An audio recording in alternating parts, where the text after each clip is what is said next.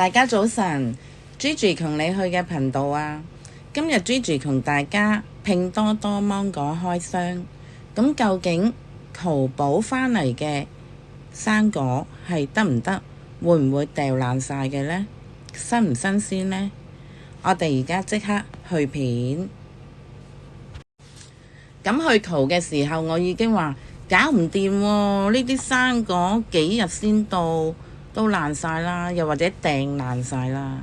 咁原來嚟到唔係咁樣嘅喎，我真係有錯誤嘅諗法添。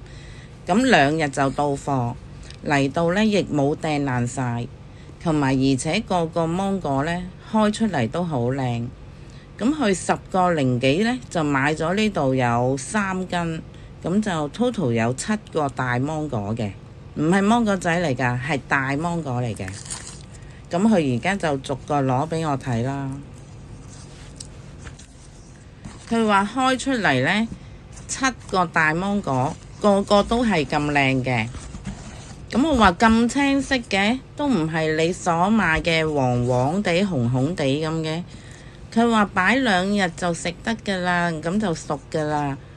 我話係咩？乜啲青芒果唔係擺嚟擺去都綠色嘅咩？佢話唔係㗎，咁佢終於朋友呢就擺咗2日，跟住再俾啲相我睇，佢仲食埋添。佢話多汁、厚肉、新鮮，佢話正到不得了。佢都叫我要淘啲食下，即係去拼多多啦。拼多多係平過淘寶好多嘅。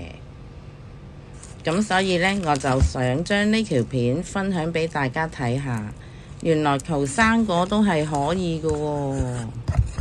咁大家可以下載拼多多比較下淘寶啦。拼多多啲嘢真係平好多嘅。咁同埋佢唔會喺好遠好遠運嚟咯，好似有好多個集中地啊，所以2日就嚟到啦。咁佢而家就2日後嘅樣就係咁樣啦。希望大家鍾意我條片，分享俾大家，拜拜。